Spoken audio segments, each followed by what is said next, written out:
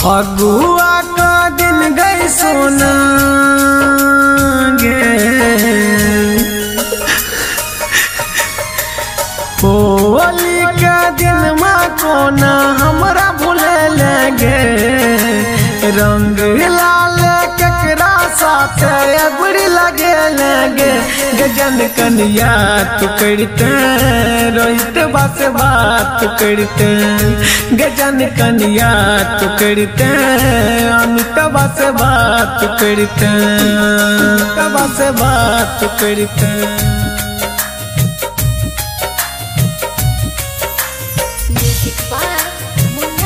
Saraswati recording studio विदेश।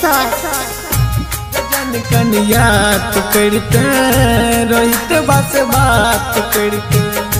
गजन कन्या तो करते अमिता से बात करते, रंग लाल लौके हाथ में घूमै छी बाजार में गे, रंग लाल लौके हाथ में घूमै छी बाजार में, हम न जनलियो है भी ने हमरा सोना कपार में, बन के शराबी जाता ता गे, बन के शराबी जाता ता दारू हम पीबै छी, गजन कन्या तू करते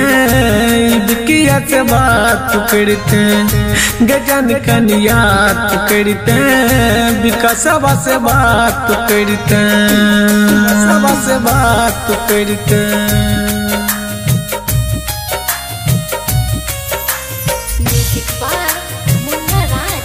सरस्वती रिकॉर्डिंग स्टूडियो विदेश।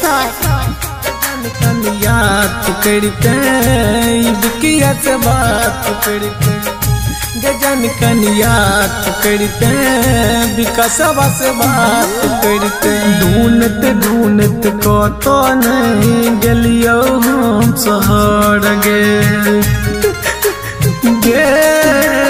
ढूंढत ढूंढत कतो नहीं गेलियो हम शहर गे,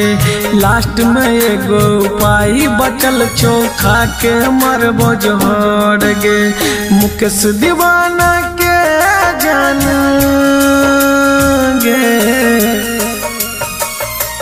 चंदन सावरिया के जान याद तो करते गे, नीतीशवा से बात करते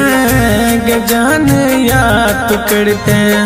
कि राजुआ से बात करते गे सोना याद करते,